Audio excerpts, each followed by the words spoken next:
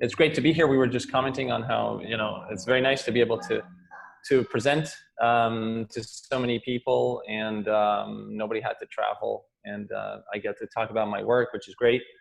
This is joint work with Miguel at Nova, and Pedro Pires also at Nova, and then Maria Santagenetti, who's at Stockholm School of Economics. And this is still preliminary work, and I really look forward to the comments, and I'm going to be writing them down. I also want to apologize in advance that there might be noise around, and if there is, I'm sorry. This is the new Zoom world that we live in, and so I'm in Europe, so it's 6 p.m. and there might be people running around in the house. But in any event, without further ado, I'll just jump in. So what are we trying to look at here? So the motivation for this paper was to look at unconventional monetary policy. And really what we were wondering here is, really the starting point for this is thinking about an unconventional monetary policy intervention by the European Central Bank that was directed at purchasing corporate bonds. And those corporate bonds are all investment grade, as I will discuss in a minute. And we were wondering, how does an intervention like that had an impact on both issuance and prices feed through customer supplier networks through trade credit? Okay, and so that's what we're going to be looking at. That's what we're going to be looking at in this paper, that we think is a novel mechanism that hasn't been addressed in the literature. So, as I said, there's a very long literature that has been around for over 20 years on the impact of monetary policy on firms of different sizes, since at least Gertler and Gilchrist and a bunch of other papers. We're not citing all of this literature, but it's a very long literature looking at the impacts of monetary policy. And these are often thought to impact smaller firms more, mostly because, they have less collateral, they're more likely to face liquidity constraints and then rely more on financial intermediaries. And so they're likely to be impacted more by monetary policy changes, in particular unexpected changes.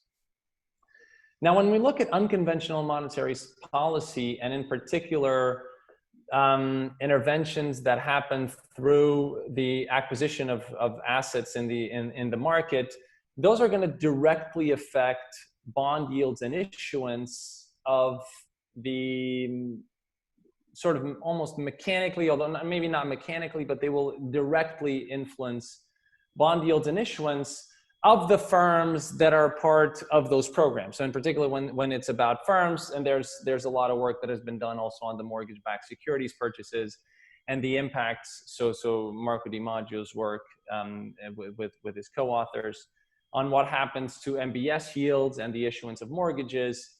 And sort of similarly here, what people have found is that both in the United States and in Europe, that unconventional monetary policy, when there's a direct purchase of assets in debt markets, that's going to affect the eligible firms, so the firms whose bonds can be purchased through those programs.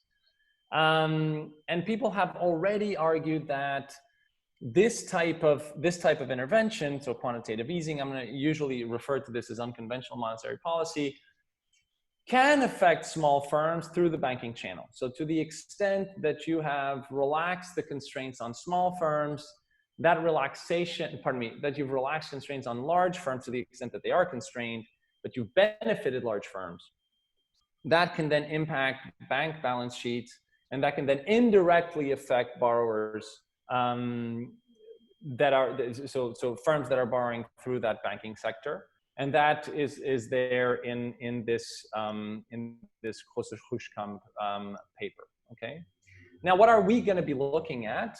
We're going to be asking, is there an impact of these kinds of interventions that again directly affect bond yields and issuance of firms that are eligible for the purchases? Can this then affect other firms through the trade credit channel?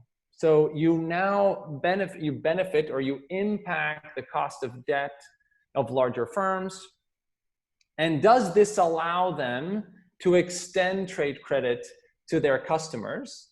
And so through that, you're going to have an impact of these kinds of interventions through customer-supplier relationships.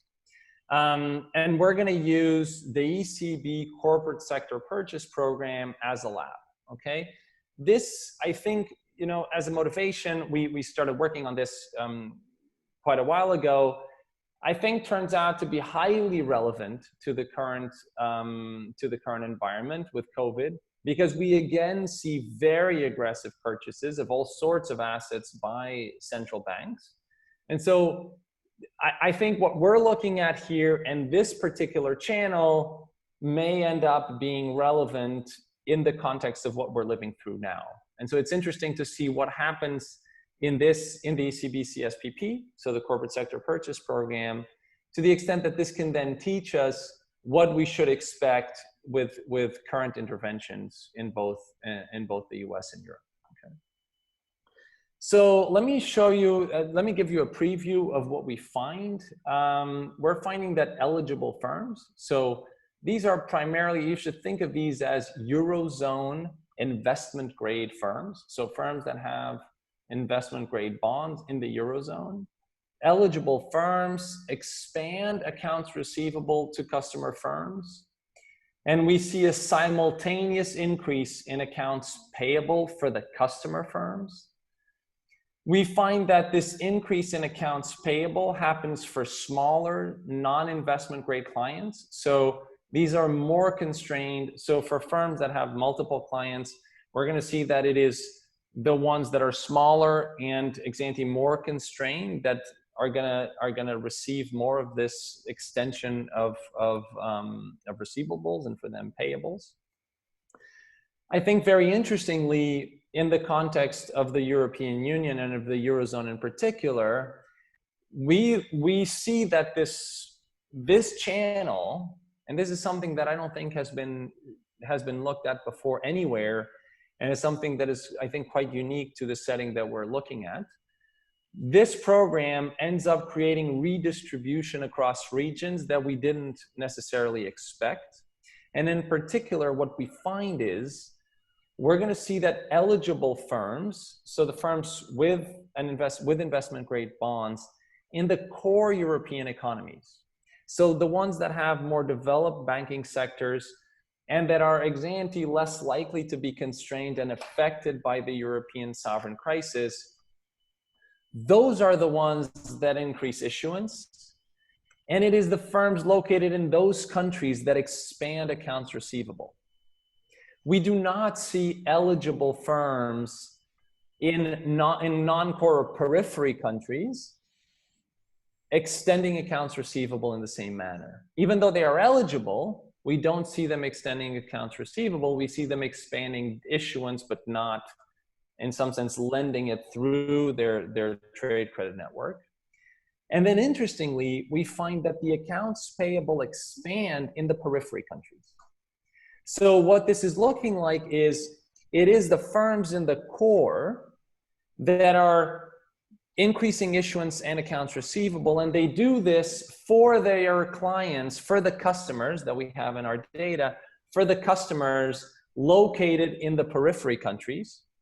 And so what ends up happening is this transmission through the production networks, through these customer-supplier relationships, mitigates the fact that eligibility for these unconventional monetary policy measures tend to benefit core countries. They don't benefit them dramatically, in the sense that there are quite a few eligible firms in periphery countries as well, but there is an overweighting of core countries. But this transmission then sort of redistributes that to the periphery. And this type of mechanism is something that I don't think has been documented in the literature and is quite new about what we're doing. So not only are we looking at trade networks, but this kind of redistribution is I think, very novel. And then at the end, I'm going to show you that this transmission has real effects, because we find that those clients invest more, they increase employment, and they themselves start providing more trade credit. Okay, so these are the main results. I'm going to stop there, see if there's any question that anybody has before I move on. Okay, I think we have one question, Manuel, so far. So the question is about conventional versus non-conventional monetary policies. So are they substitutes or complements? Would one work better in certain situations? Okay, so that's a very big question that I'm not sure I'm going to give. So first, I think there's people that are going to be much better placed than I am. I think what we've seen is the increase in the use of unconventional monetary policy because we're very close to the zero lower bound. So in some sense, in the absence of the ability to cut rates, central banks have resorted to these measures. I'd like to punt on whether, if you're way far from the zero lower bound, what the place would be for unconventional monetary policy versus our usual interventions just through rates. So I'm going to punt on that. But these seem to have become popular, widespread, and heavily used, as you saw in the recent crisis, because of the inability to keep because of the zero lower bound. So if there's another question, we have one more question. Are you able to see the default rates on accounts receivables? That's an excellent question. We do not see this. We do not see this, but I will. It's possible that we get access to some data sets where we would, and this is a great suggestion. For the paper right now, I'm not going to show that, because we don't have that data. Okay, I'll tell you exactly what we have. No, we don't have other question. Okay. So let me tell you a little bit more about the corporate sector purchase program. So this was announced on March 10 of 2016. And what this did was expand the ECB's asset purchase programs that were already including sovereigns from around the Eurozone, and also some mortgage-backed securities. And this expands the ECB's asset purchase to include investment-grade corporate bonds. This program has been the target of a significant amount of research. There's a total of 2020 paper that shows impacts on yields and issuance that I was referring to before. Sasha Stefan and co-authors have looked at the impacts on the banking sector.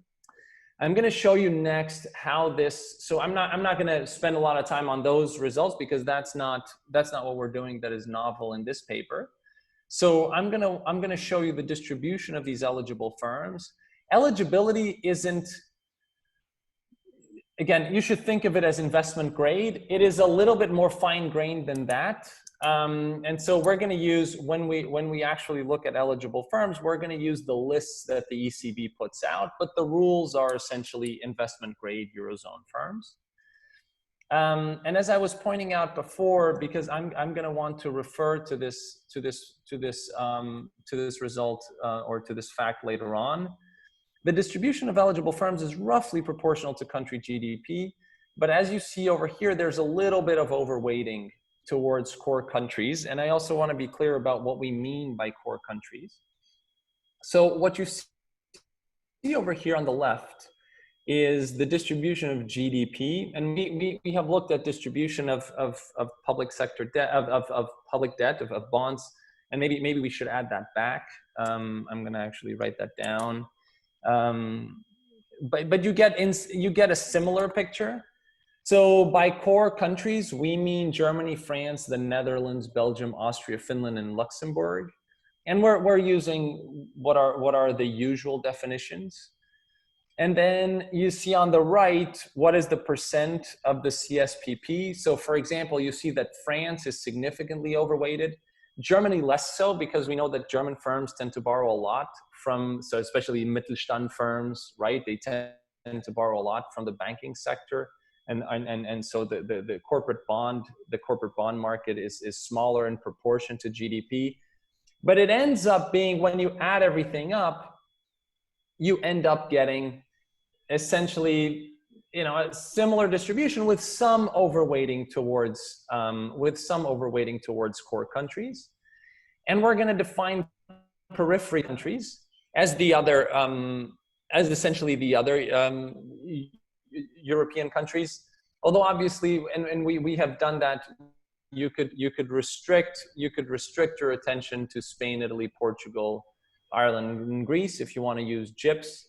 But obviously, once you put in Spain, Italy, as you can see, in terms of GDP, Spain, Italy, Ireland, Portugal, Greece, that's really what's overweighting both on the GDP and on the CSPP. Okay, so I'm just going to show just some facts about bond issuance. As I said, this has been the subject of previous papers, so this is not something that we re-show, but I'm just showing you some of the data over here as a proportion of GDP. On the left, you see new issuance of investment grade bonds, and on the right, new issuance of non-investment grade bonds. So in some sense, if you think of this as a simple diff and diff, implementation of the program in 2016, if this was purely a shock to demand in the country that somehow, or to these kinds of, if you thought this was impact to countries, you would see presumably an increase in both investment grade and non-investment grade firms. What you see on the left is the jump in core country investment grade bond issuance. That is pretty dramatic in 2016. It's still high in 2017, but it does revert back to sort of what I would call relatively average issuance. You see none of that for the non-investment grade firm. Again, there's actually reasonable stories on even prices, and if you include some market segmentation, you might imagine that non-investment grade bonds might have benefited as well, or you might have seen some increase in issuance. You actually don't. Okay, so this seems like fairly cleanly restricted to investment grade bonds, but again, notice that the effect, even though there is some increase for the periphery countries, really the dramatic jump that we see is for core economies. I'll stop there to see if there's any questions. Nuri. Ryan, there was a question, but it's been answered by another participant. Okay. All right. About People UK, basically. Yeah. Why is there no yes. UK in the data set, and what is the time span? So UK, I'm going to get to the data next. UK is, so let me just say two things. So first, UK not Euro country. I assume that's the answer. I don't know. I didn't check. But then the other thing is there is actually a similar program implemented by the Bank of England. And so we considered using the UK as sort of a falsification test, as a placebo test, but there is around the same time a similar intervention, and so we ended up not doing that. But yeah, UK is not a Eurozone country, and this is restricted to Eurozone bonds. Okay, we can move on then, Manuel. Okay, so what is the data? We're going to use data on from Bureau van Dijk, Orbis Global Financials. What this is going to have is, this is going to include all public and private firm data between 2013 and 2017. I think there was a question about the time period. This is what we're going to use.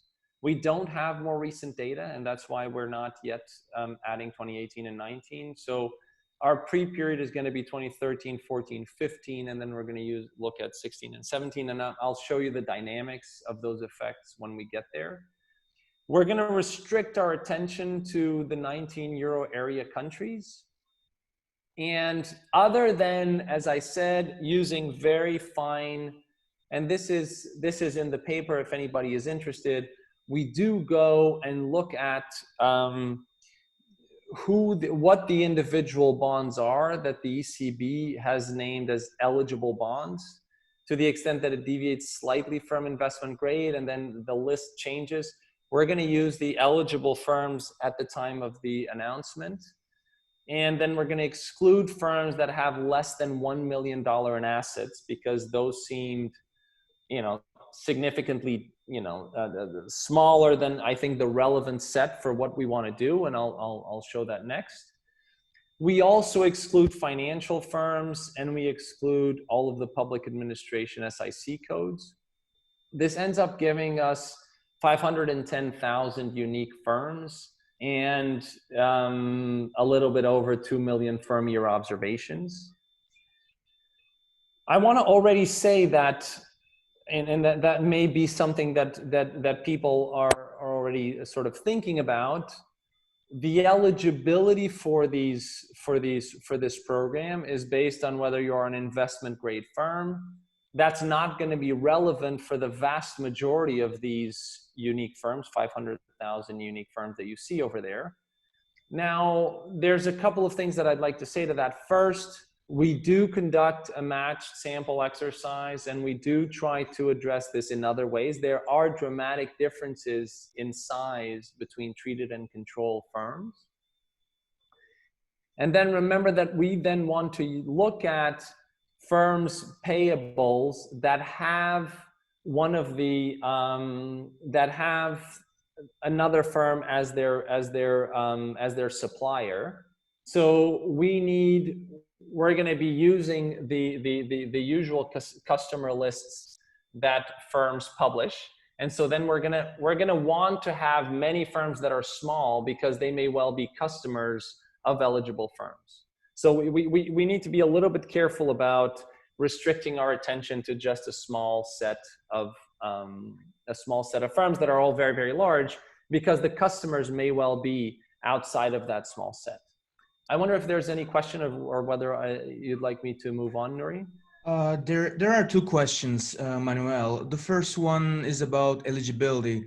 Does eligibility change over time? So it is always, so the lists do change because they keep track of investment grade bonds. We're going to use the eligible firms at the time of the announcement, because the ECB puts out these lists. So we're gonna use those. Again, you should think of this, and there's very little movement in investment grade boundary. We could do a little bit of do a little bit of robustness around that. We haven't. The way that I think that the way to think about this for all intents and purposes is these are investment grade Eurozone firms. Okay, we have another question. Mm-hmm. So what is the counterfactual to the CSPP program? The CSPP program didn't happen exogenously. To identify the effect of CSPP, you would need to see a very similar economic setting where the government did not purchase corporate bonds for some reason unrelated to underlying fundamentals. That's right. So let me answer that. Let me answer that in a couple of ways. So I completely agree that the CSPP is not random, and in fact, even more than that, the treatment group is not randomly chosen. These are investment grade firms. Now, let me then defend this. First, a lot of the identification comes from the sharpness of this. Whatever else you think might be going on that is correlated with, let me just call it investment opportunities for investment grade firms. I think that's the concern, right? If I want to restate that concern, I think the concern is that there might be something unobservable going on with investment grade firms that was making them stronger. Let me say that roughly. That was making them stronger, and that's why the ECB then decides to start purchasing these bonds. Okay, it would have to be something pretty sharp around 2016. So part of it is we're using it with timing, and then I think again the concern is investment grade is not a random set of firms. We're going to do two exercises to address that. One is the match sample exercise, and the other one is we're going to try to look within very, very fine size bins.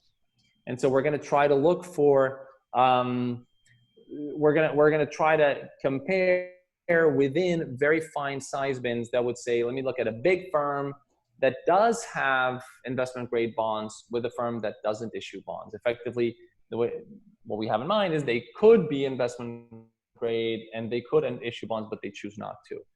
Having said this, that point is very well taken. So there's no sense in which we are randomly assigning firms. We're using the fact that it is a sharp program around a date and looking at divergence around that shock. Okay, so I'm very sympathetic to the point that central banks tend not to act randomly, and that investment grade firms are a selected set of firms. Okay, so the identification here is a parallel trends type of argument that tries to look at what happens to one group relative to another group. And if you have something that plausibly co-moves with that, that would be a concern, right? Now we have a bunch of controls, and I'm going to get to that. Okay, so it can't be something, I'd rather talk about that next, and maybe we can do that here. I think, again, I am very sympathetic to the point. The way we are running this is as a typical diff and diff. So we're going to have, as our outcome variables, the ratios of accounts receivable to sales, or when we're looking at customer firms, the ratio of accounts payable to sales. And we also run, when we're looking at real outcomes, we're going to be looking at outcomes like investment and employment and firm financing. We're going to call a firm an eligible supplier, so what we're calling treated firms, if the firm has a bond that was eligible for purchase under the CSPP, or put differently, an investment grade firm in the Eurozone. And we're going to look at, when we're looking at customers, we're going to ask, do they have an eligible supplier?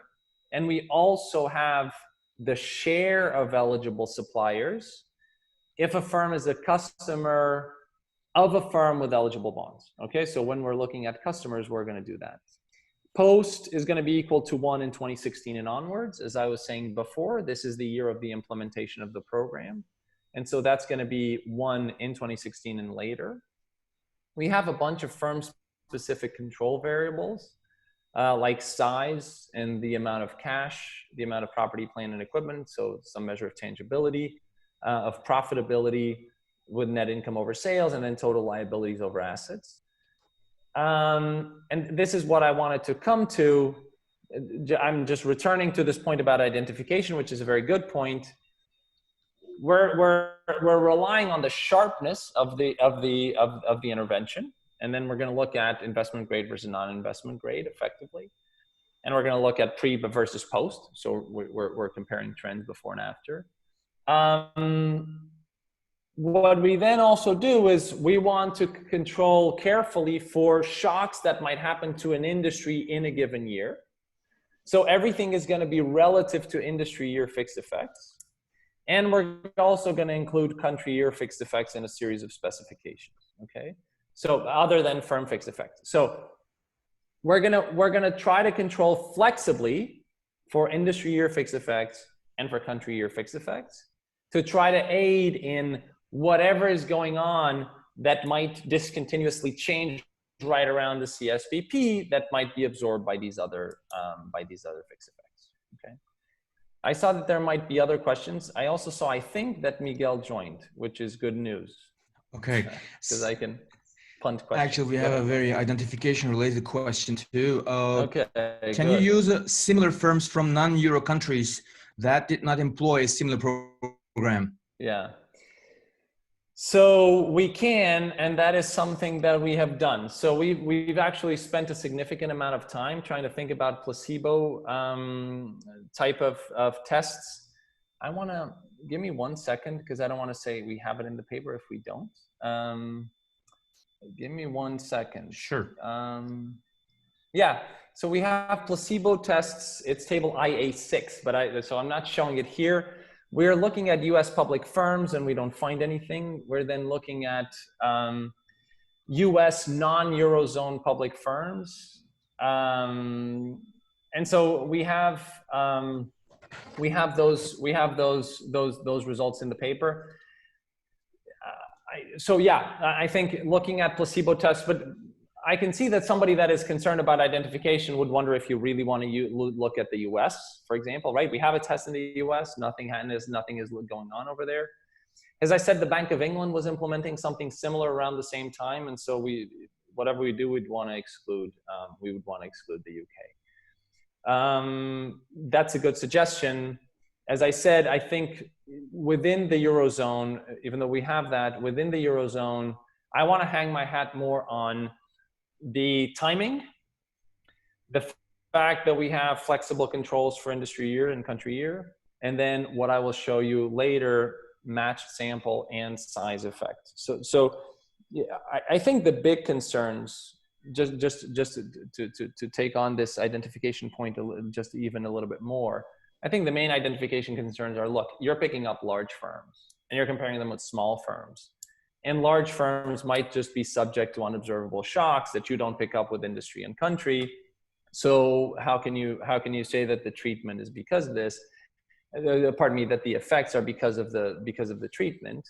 And here's where I would say, I think because the main concern here, the main dimension that I would be worried about would be size, we try to take that very seriously. And I'll get to that next. Okay, one last question. Absolutely. To what extent is eligible firms were also raising financing from other sources of financing? Yeah, so they are. I'm going to show you that later on. And that has been the subject of say, for example, Stefan's et al.'s paper that looks at the effects it has through the banking sector. Because as firms are issuing more bonds, they're gonna, for example, issue fewer loans. They're gonna require fewer loans. And so there's gonna be some substitution there. We actually see that primarily for core countries. So absolutely, this, in fact, I think any of those, I would even call them general equilibrium effects that have, you would imagine that this can impact through a pricing effect. This could impact non-investment grade. It could impact the portfolios of banks. That has been the subject of other papers. What we need for what we're doing is that there's a larger impact, that there's a net effect that is larger for these treated firms, that it sort of relaxes their issuance more than other firms, than that of other firms, and so that there's a net issuance by these firms. Nuri, I think it's flashing. I'm happy to take other questions or move on, whatever you'd prefer. Okay, let's take one more question, and then I'm gonna ask the rest in the next round, basically. Yeah. So one suggestion question. To tighten identification, can't you use the 1 million asset value cutoff? So the 1 million euro assets that we're using we're excluding them because these are very small firms. They are many firms in the data, and they don't seem a relevant comparison set. There's no sense in which I can get that for identification. If okay, there were other rules with kinks, we might be able to use them. We were looking for them. We haven't found anything that we could exploit. I think, to be fair, I like to be very candid, but I think the identification is pretty decent, but all of those concerns are well taken. Those are absolutely relevant. Okay, Manuel, so then I'm going to ask the remaining questions in the next round. Absolutely, thank you. So here's some summary statistics for the firms. There's not a lot that I want to necessarily say about this. Accounts receivable. So one thing just to keep in mind as you're reading, as you're thinking about this paper, just keep in mind that accounts receivable and accounts payable are very relevant for the average manufacturing firm that we have in the data. Okay, so we don't only have manufacturing firms, but for the average firm in the data, it's about 30% of sales accounts receivable, and accounts payable is about 23% of sales. The average firm has $30 million in assets. Some are much bigger, of course, and $22 million in sales. Only a very small fraction are eligible, and only a very small fraction have eligible suppliers. And so this is what I was referring to before. We want to now take this seriously and address it by trying to control and restricting our attention to the set of firms that are most comparable. Okay, on average, our firms are growing, and on average, they are profitable. So as I said, I think one needs to take seriously the fact that treated and control are potentially different, and that there are few eligible firms. I want to also just point out that I think it is better to start, but I think people might disagree. It's better to start with the universe of firms up to a boundary. We then, in the paper, we have a number of tests at the end that restrict the set of firms we include in our sample so that we have a higher share of eligible suppliers. What I'm going to show you tries to take size very seriously, but the other way we can do this is just chop off the sample and increase the threshold of size that gets into the sample. And we do that, and those results are also in the paper. Okay. All right, so this is our first result. And I would call it our first main result. I think there's other, as interesting as I said, I think the geographic redistribution, I think, is a very interesting result. But what you see over here is eligible firms extend more trade credit, so accounts receivable go up. That only happens in 2016. So I'd like to point to this, where is this? I'd like to, I was hoping to, but I can't. Let me try to get a pen. So notice that we have the dynamics over here, and the effect only shows up in 2016 and then in 2017. So this seems consistent with sort of things really picking up around 2016 and 2017. That's when firms start extending trade credit, and they keep doing so up to 2017. And then, and I'll stop next, but then what we see over here is an increase in accounts payable for the customers. So here we're looking at the customers, and we're asking, is there an increase in accounts payable for those firms that have eligible suppliers? We see that the answer is yes. The point estimate in 2016 is significant but similar economically to 2015. So we see the big increase in 2017. Okay, so really the place it becomes significant in 2016, but then becomes large and significantly different by 2017. Okay. So I'll take questions. I think there's quite a few. Yes, we have a couple of questions right now. Yeah. So the first one is, firms having an eligible supplier are going to be all in Europe. By the way, the sample is restricted.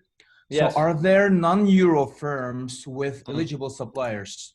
This is a good question. Let me see one thing. I want to say we did that test, but I forget the results. So, but this is a great suggestion that I'll write down. I don't want to put him on the spotlight. I have no idea if Miguel can jump in, but my recollection is that we have looked at that, but I don't remember the results. We should look at that again. Okay, so the next question is, smaller countries have very little say in what ECB does. Yes. So could it be possible to focus on a set of firms from smaller Euro countries for identification robustness? Yeah, this is great. I like that question because we are extremely interested in this point. We're very interested in this issue of what happens to firms in different countries. I'll show you what we've done. I think that already goes in the direction of what you're suggesting. And then let me know if you have more ideas. I see your point. Your point is, look, ECB is under the control of some countries. This is, this is the type of thing I couldn't say if I was but let's suppose, I think that's the hypothesis over there, sort of underlying that question is the ECB sort of or maybe acts more on behalf or takes into account certain countries more than others. Can you use the effects on these other countries? Because it's more, the policy is more exogenous to them. Let me show you what we have. We're very interested in these cross-country effects. And then maybe we can return to that point.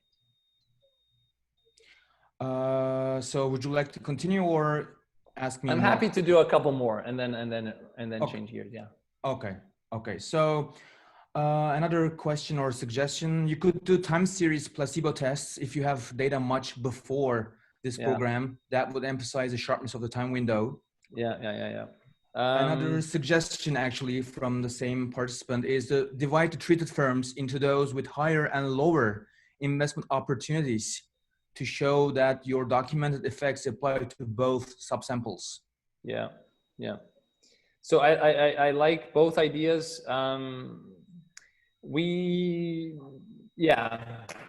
Remember that, so with the time series, one of the issues over here, I'm happy to do it. we're going to run into pretty quickly before this with the sovereign bond crisis, which is going to, it's a shock, and it's a shock that's going to affect core countries very differently, and potentially some kinds of firms, in particular investment grade firms, very differently. But this is a good suggestion. We'll look at that, and then breaking up eligible, and you'll see some. We have some results in that spirit, and we can do more. Okay, one more question. Does the CSPP purchase bonds in the primary market or secondary market? If they buy bonds in the secondary market, does the program benefit corporations or bond investors? Do treated firms issue more bonds at lower yields? Yeah, so they do. The answer is yes, they do. And that's what previous work has shown. They buy them in the secondary market, as far as I know, but I should check on the primary market. I will check this, so don't hold me to this. But the answer is yes, there are impacts on issuance and yields for those firms. To the extent that you view this also as a bailout to the investors, that's fair, absolutely, right? So this would be a bailout to investors, potentially even to banks, if they're holding some of these. These are investment grade, so but yeah, you're benefiting investors for sure. Yeah, that are so you're benefiting previous holders of these bonds. Manuel, I will ask one more and then ask the rest in the next round. Right. Can you separate the supply of trade credit from the demand for trade credit? Are firms with suppliers that are treated different than those without and would have greater demand for trade credit in 2016? So that's a great question.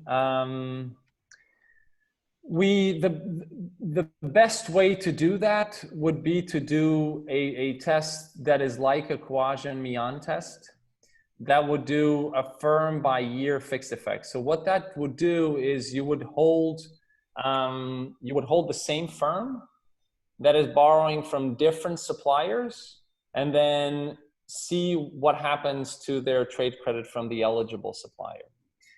Those data are hard to get with that amount of detail. We don't know what the exact amount of trade credit that is coming from each specific supplier. That would be, I think, probably the best. And we have done those tests. We have done those tests by using the trade credit data that we do have. That might be something to come back to. I think that would be the way, I think, to control to separate demand and supply over there, because you're holding the customer fixed, and then you're asking, do they get more trade credit from the eligible supplier?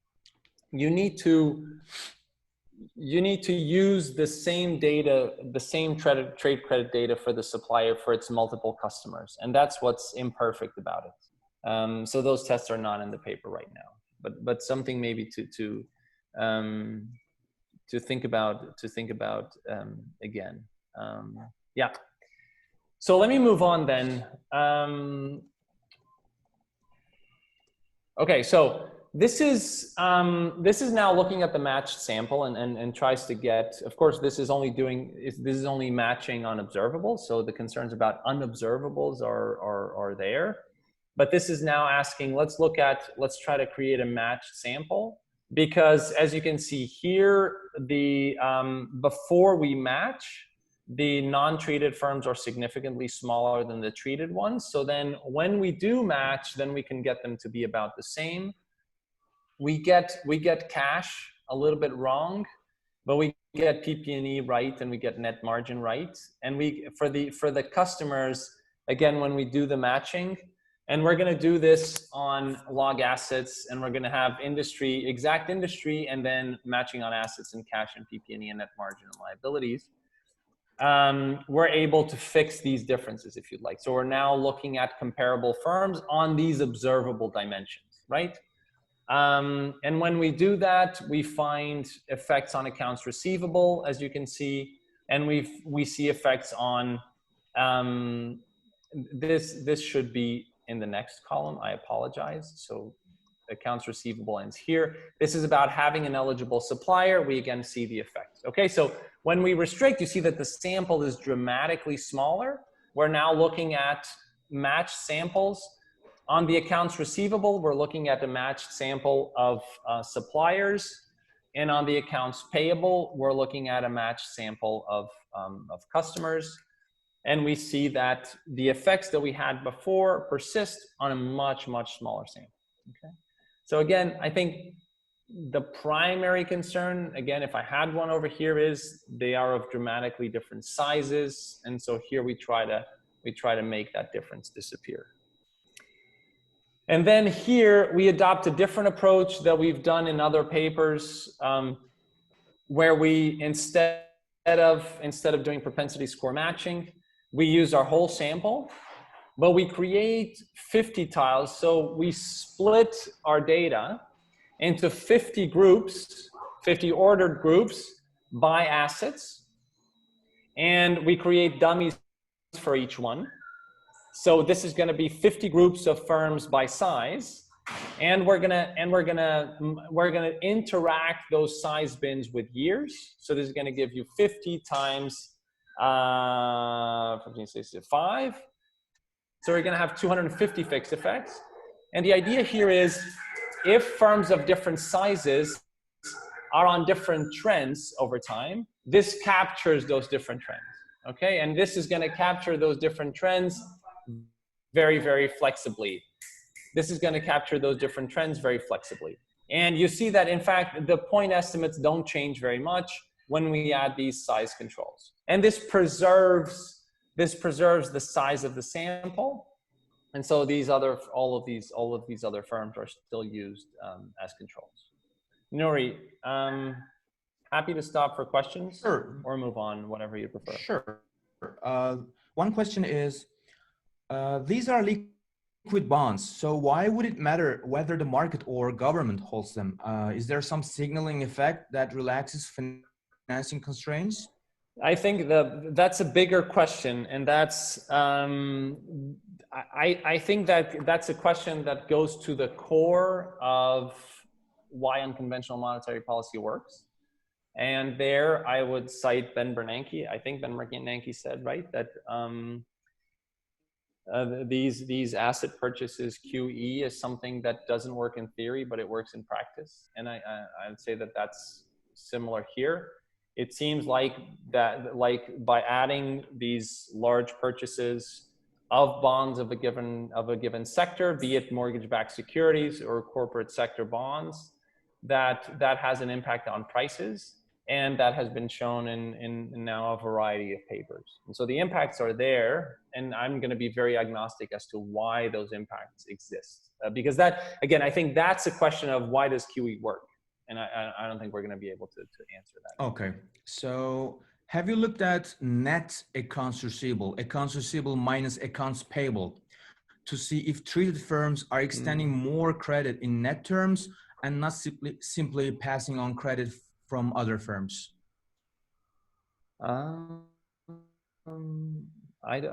It's something we can do. So just the working capital calculation. We have done this. I don't think this gets to it, but we have done this in log accounts receivable rather than scaling it by sales. But I think the question is, can you do it with net working capital, maybe even without inventory, or we can do both. I don't think we have done that. Okay. And so we will. This is a good suggestion. Yeah. Another question is, are the effects of customer firms larger when they have multiple eligible suppliers? You are using only dummies. What about the magnitude of purchasing by the central bank? Yeah, so this is a good question. So I wouldn't call it the magnitude of the purchases. I think the question is for customers, right? And whether they have an eligible supplier. Instead of using just a dummy for whether you have an eligible supplier, we instead implement the test with the share of eligible suppliers. And in the paper, we always include both, and the effects are there. So for the purposes of the presentation, just to keep it simpler, I restricted it to the dummies. But we have, in the paper, we have the results for the share of eligible suppliers. So if you have more eligible suppliers, this seems to have a stronger effect. Okay, we have one more question, Manuel. How do you interpret the magnitude of the coefficients? Is it that receivables to sales increased by 10%? That seems a bit high. This is large, and you see the dynamics. You see the dynamics over here. The impact. These are indeed large effects. Yeah, these are indeed large effects. These are dummy variables, and they do imply that increase that you mentioned. Yes, that is correct. That is correct. Okay, we can move on, Manuel. If you look at the standard deviation, I'm just returning to the standard deviation of 0.56. That's pretty big. I could find maybe one way to show this that would be helpful is, rather than as a proportion of a standard deviation, what happens is you move from the 25th to the 75th percentile. But you're right; these are large estimates that we're getting. Okay, so the next, and I had mentioned this result right at the beginning. Financially constrained firms receive more trade credit. Again, we have has eligible supplier as a dummy. The effect, you can read this in pairs. So the effect is larger for the non-investment grade customers that are the vast majority, to be fair, right? This is a fairly unbalanced sample. And the unrated, it's all concentrated in the unrated. It's there for the firms with high liabilities, so that have a lot of debt, rather the ones that have little debt. And here the split is obviously more even because we're splitting at the median. And firms with low tangibility, presumably those that would have a harder time borrowing from banks, and so again, this is done at the median. And we find that the point estimate is larger for the firms with low PP&E. Admittedly, here the point estimates are less dramatic, right? So we see it for high liabilities, concentrated in non-investment grade firms, concentrated in the unrated firms. So now I want to get to these effects that I had mentioned before, that I think are quite unique to this paper, not something that is there in the literature that people have discussed.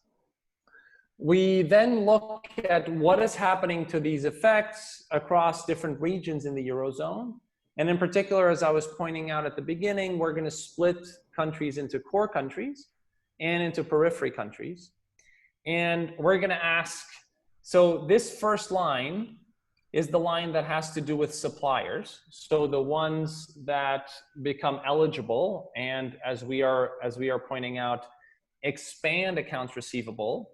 And then down here, we're going to have the results for the customers. And what we see is that in the core countries, the effect is really large. So these firms issue debt and expand accounts receivable, whereas in the periphery countries, we see no effects.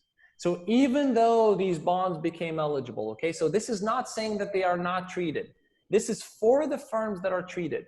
We do not see them expanding accounts receivable very significantly. Although in the tests that we have in the paper, they do expand issuance, but they don't seem to then pass on that issuance through this trade credit network. And then on the other hand, and I think again, very interestingly, we see that the customers, again, remember that these are the lines that have to do with the customers. On that side, we don't see the core country customers benefiting from this. So we don't see them expanding accounts payable. And on the contrary, we see the periphery country, the customers located in the periphery country, that's where we see the expansion of accounts payable. So, and we have tests, and I can show you this later, what's happening to this, but we in fact are able to then show that it's the suppliers in the core transmitting this trade credit to customers in the periphery. And this kind of redistribution that happens regionally, as I said, is something that the literature has not focused on and is highly relevant, because what this is telling you is even though we're going to have some overweighting of eligibility in the core, and in fact we even see and that there's more issuance in the core. We had seen that before, although there's also more issuance in the periphery. This then gets transmitted through this customer supplier network, more so from core countries into periphery countries. And this, I think this kind of result in the current crisis, as we're thinking about these new interventions in the context of COVID and these new interventions that the ECB has put in place, this can be very informative about how these flows happen, how these unconventional measures then flow through it, to different European countries. Now, this has, I don't know if you would call this a dark side. It might not be a dark side, but it is sort of a reflection of what we just said. What you then see is that core countries, we do a test of what happens to the number of clients that they keep. So think of this as the probability that I see the same client next year, and the probability of acquiring new clients. These eligible firms in the core countries see significantly higher numbers of client kept and numbers of new clients. So they are benefiting directly in the product market from being able to extend more credit. Whereas in the periphery, we do not see these effects. So eligible firms in periphery countries do not see these same kinds of product market benefits that we see for eligible firms in core countries. Again, this is making these firms potentially stronger, right? If you now want to interpret these results or want to maybe extrapolate a little bit from them, is you're making these eligible firms in the core countries stronger with more clients, more new clients. This is not benefiting those the firms in the periphery because they don't seem to extend more trade credit. Yes, I'm happy to take questions over here. Sure, we have one more. Other than the effects on accounts receivable, are there any real effects on business activities such as sales? Essentially, my question is whether or not these improved terms of trade credit also increases the total trade across firms, or at least stops the breakdown in total trade because of the COVID crisis, or in a crisis context. Right. So this is what I'm showing you here is we're showing all of these results in terms of the numbers of clients, and the benefits here are unambiguous. You see more clients kept, you see more new clients. And I think this speaks directly to that point. I'm going to get to real effects in a second. We have focused on the real effects then to the customer firms that now receive this trade credit. Do they, do we see any expansions there? Are there any benefits to those firms? One more suggestion question. Probably interesting to test whether conventional monetary policy has similar effects too. Yeah. So that's a good point. I should maybe in the future we will provide just a summary of existing research on conventional monetary policy. There has been a lot done on the effects. So for example, Michael Weber has papers on this, and a variety of people have looked at using surprises, using rate changes that are surprises, using data from the futures market, trying to measure the magnitude of the surprise of a rate increase or a rate cut, and then looking at how that feeds through the production network and impacts on returns. And so people have looked at those kinds of effects, and that might be worth summarizing in more detail. But I think that the upshot from that is there is a significant body of work looking at conventional monetary policy and what kinds of impacts exist. We're sort of zooming in and using as a lab what this ECB did in terms of QE. So we don't, this is a good point. It's unlikely that we would go there in this paper because of existing literature already. Okay, so what is the reason for this asymmetry that you document? So what it looks like, and what it looks like in the data, and this is in tests that I'm not going to show here, it looks like the periphery, so firms in Spain and Italy and Portugal and Greece, firms that became eligible, they took advantage of this and issued more bonds, but did not pass this on. And one way to interpret this is the banks in those countries are significantly constrained at that point. And so these firms took advantage of this issuance that they could do at a lower cost, but in some sense kept it to themselves. They don't seem to have used it to then pass on to relax terms for their customers. Whereas the firms in the core either were able, this goes back to the supplier demand, either were able or were willing to in some sense pass on this effect through the trade network. So again, one interpretation, it's hard to give a definitive answer, but certainly what you have in the periphery at this time is still banks that were significantly constrained with a hard time lending much. And so that these firms took advantage of being able to issue at a lower cost and just, in some sense, kept that cash or did something with it themselves. This might be something, yeah, we might be able to do more on this point. Okay, so there's not any more yeah, questions. so Actually, in the last 10 minutes, we won't take any more questions. Okay, absolutely. So I may not use the full 10 minutes. Let me move on to the real effects that we have. So what we've found in terms of real effects, we're going to look at the firms that have eligible suppliers, so that had this increase in payables. And what we find over there is we find higher asset growth. We find higher asset growth. We also find higher CapEx, more inventories. They then pass on this, they themselves see an increase in accounts receivable. So we have higher changes in receivables and higher labor growth. So higher employee growth for these firms that received more trade credit. On the operational activity side, we see weak effects and indistinguishable from zero for sales and no effects for profitability, okay? But we do see for fixed assets and working capital and employees, we do see effects that are showing up at the same time as they had that increase in payables, okay? So what is happening with external and internal financing? They have this change in payables, right? This is our previous result.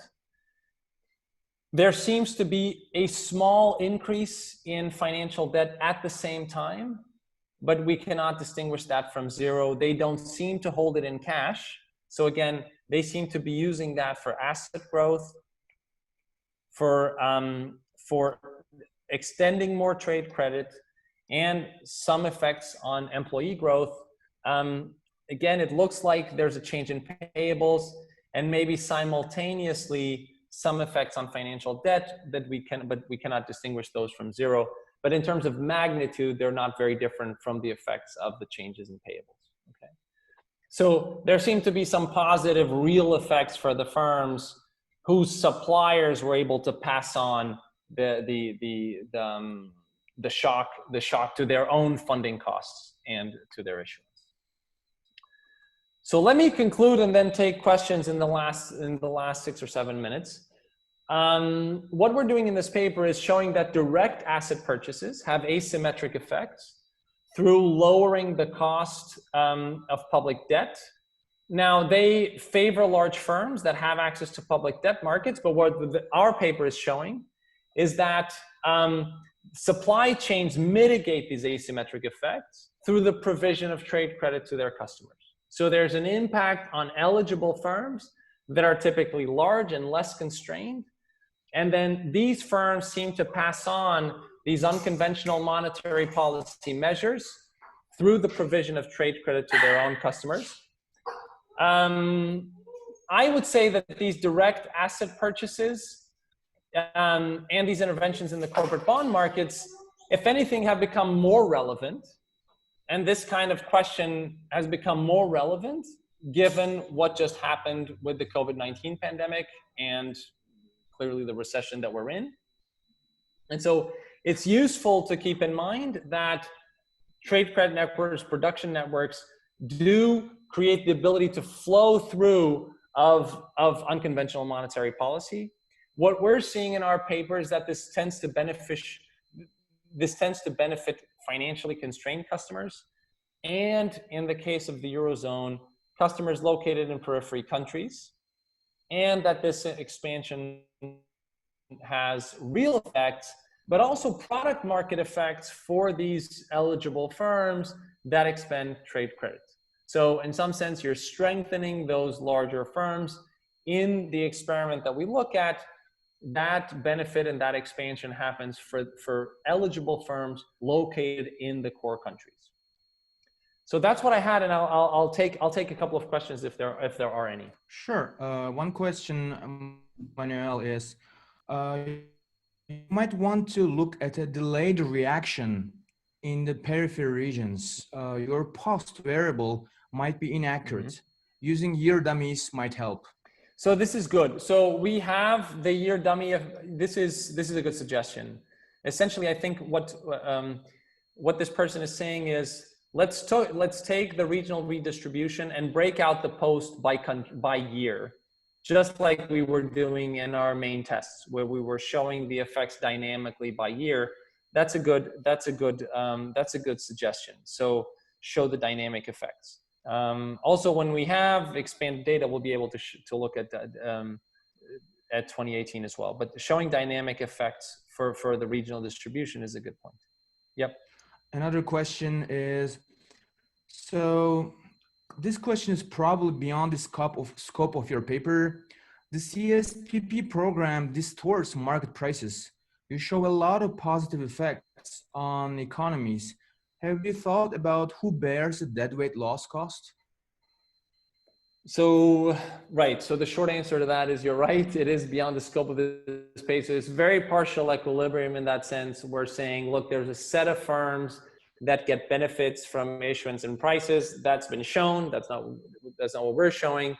And then we're saying, look, do we see this shock propagating? That's how I view this paper, right? There's a shock, and how does this propagate? You're exactly right. And that I think goes back to questions that we had on, in some sense, you have to have a model of why unconventional monetary policy works first. And then who bears these costs? And you're gonna have to have taxpayers in there probably. And I don't want to get into that, right? Where those costs then fall, I think is well beyond the scope of this paper. I do agree though, and again, I would, given we're now in the conclusion, we can speculate a little bit. I would want to see, say for example, the huge programs that the Fed is implementing. I'm sure maybe some people on this call are already working on that, or other people are. The huge programs that happened with municipal bonds in the US right now with large purchases of muni bonds. How does that feed through, and who bears the cost of those? I think those are great questions that are indeed beyond the scope of this. Okay, one more question, Manuel. So have you checked the secondary or indirect effects where the firms purchasing from eligible suppliers may also increase trade credit to their own customers who are not directly connected to the eligible suppliers? So can you repeat that? Can you repeat that? I'm not sure I followed. Yeah. Yeah, I think like he's asking about like spillover effect or indirect effects.